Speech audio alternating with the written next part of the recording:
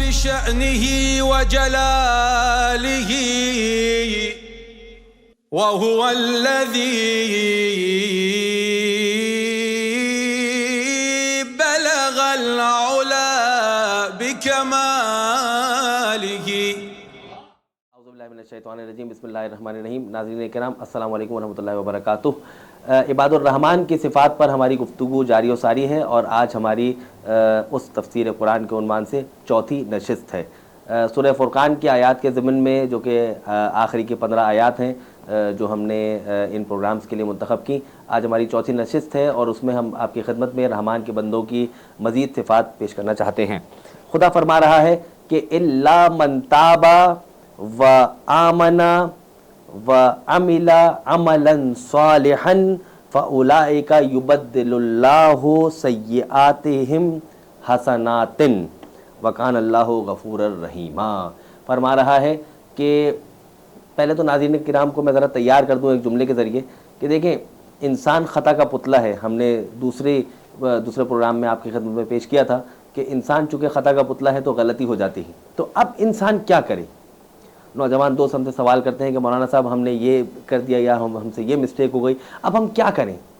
تو ان کی خدمت میں عرض یہ ہے کہ توبہ کا دروازہ کھلا ہوا ہے، توبہ کی فیسلٹی کھلی ہوئی ہے. آپ اس کو اویل کیوں نہیں کرتے ہیں؟ لیکن اس کے ساتھ کچھ شرائط ہیں، وہ شرائط ذرا سخت ہیں اور نوجوان اس سے تھوڑا سا بھاگتے بھی ہیں. کیا فرما رہے ہیں؟ الا من تابا، یعنی عذاب جہنم سے بچ جائیں گے کون؟ من تابا، کہ جس نے توبہ کر لی، و آمنا، اور ایمان لے کر آ گیا، و عملا عملا صالحا. میں مسکرایا اس لیے کہ یہ شرط ذرا اہم ہے. دیکھیے سورہ مبارکہ والعصر میں ہم پڑھتے ہیں بسم اللہ الرحمن الرحیم، والعصر ان الانسان لفی خسر الا الذین آمنوا وعملوا الصالحات. یعنی قسم ہے زمانے کی دنیا کا ہر انسان خسارے میں ہے، مگر خسارے میں وہ نہیں ہے کہ جو ایمان لے کر آیا اور جس نے عمل صالح انجام دیے. یعنی ایمان کے ساتھ عمل صالح کی کنڈیشن لگی ہوئی ہے. صرف ایمان سے کام نہیں چلے گا. اگر کوئی شخص ایمان لے کے خدا کی بارگاہ میں چلا گیا، پروردگارہ میں ایمان لے کر آ گیا، اس کو قبول نہیں کیا جائے گا. اسی طرح سے اگر کوئی شخص عمل صالح یعنی سجدے کے نشان ماتھے پر لے کے خدا کی بارگاہ میں چلا گیا، اس کو بھی قبول نہیں کیا جائے گا. کیوں؟ اس کے پاس ایمان نہیں ہے. کہ خدا کی بارگاہ میں مقرب، مکرم، مشرف اور بلند وہ ہے کہ جس کے پاس آمنہ بھی ہو و عمل الصالحات بھی ہو، یعنی ایمان بھی ہو اور عمل صالح بھی ہو، یعنی مولا کائنات کی ولایت بھی ہو اور عبادات بھی ہو، تاکہ دونوں مرج ہو کے، دونوں سنکرونائز ہو کے خداوند متعال کی بارگاہ میں انسان کو مشرف بنائیں. اس آیت میں بھی اسی چیز کی طرف اشارہ کیا جا رہا ہے کہ ایمان لے کر آئے، اس سے پہلے یعنی توبہ کرے، توبہ کے بعد ایمان لے کر آئے یعنی اس کے اوپر عمل کرے، اور پھر وَعَمِلَ عَمَلًا صَالِحًا، عمل کرے. کون سا عمل؟ صالح عمل. تب جا کے انسان کی توبہ قبول ہوگی. میں اس کام کو انجام نہیں دینا چاہتا، میں اس کام کو آج کے بعد انجام نہیں دوں گا، ٹھیک ہے؟ تو یہ کیسے توبہ قبول ہوگی؟ کب؟ جب آپ اس کام کو انجام نہ دیں. ٹھیک ہے، میں اس بیڈ ہیبٹ کو چھوڑنا چاہتا ہوں، ٹھیک ہے، آج کے بعد اس بیڈ ہیبٹ کو انجام نہیں دوں. کوئی سی بھی بیڈ ہیبٹ، بری عادت، بری خصلت، اس کو انجام نہیں دوں گا. ٹھیک ہے، بہت اچھی بات ہے. نہیں دے رہے، اس کا مطلب یہ ہے کہ جب تک آپ اپنی اس وعدے پر، اس توبہ پر قائم ہیں، آپ سمجھ لیں کہ آپ کی توبہ قبول ہے. لیکن اگر آپ یہ کہیں کہ نہیں، یہ جو میں توبہ کر رہا ہوں یہ رات 12 بجے سے شروع ہوگی، اس کا مطلب یہ کہ آپ دھوکہ دے رہے ہیں.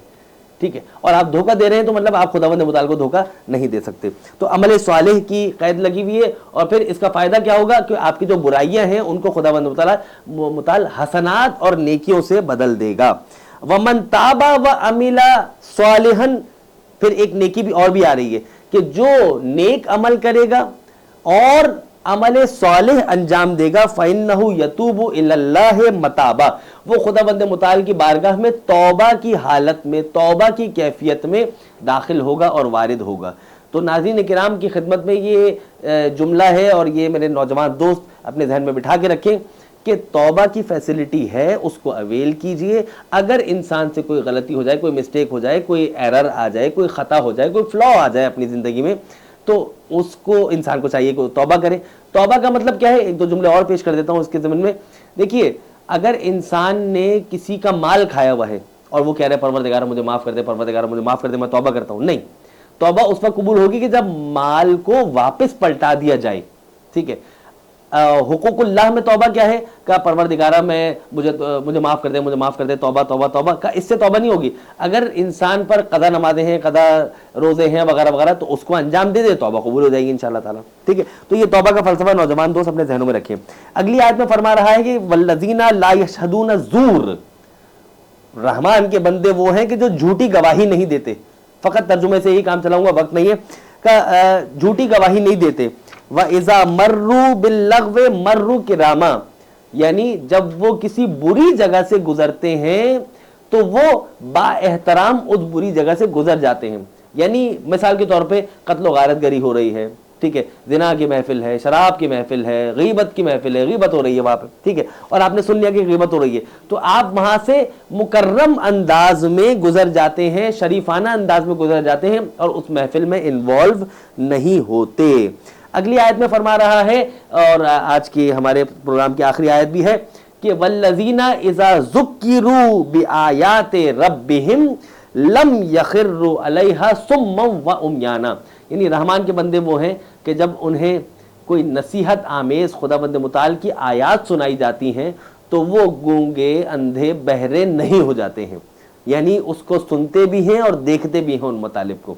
यानी क्या फरमा रहा है कि जब रहमान के बंदों को खुदाबंद मुताल की आयात सुनाई जाती हैं, यानी पैगाम दिए जाते हैं, तबलीग की जाती है, कोई नसीहत की बात की जाती है, जिस तरह बड़े बूढ़े कहते हैं, आपको कोई नसीहत करते हैं, नौजवान दोस्तों को कोई नसीहत करते हैं, कहते हैं कि नहीं ये बड़े बूढ़े खामखा में हमारा वक्त ज़ाया कर रहे हैं, हमें जो हम बोर हो रहे हैं इनकी गुफ्तगू से। नहीं, का उनके तजर्बात से इस्तिफादा करें, कुरान के तजर्बात से इस्तिफादा करें, नबी करीम के अक़वाल और फरामीन से इस्तिफादा करें, ताकि दुनिया में भी कामयाबी हो और आखिरत में भी कामयाबी हो, और हम रहमान के बंदों की सिफ़ात को अपने अंदर पैदा कर सकें।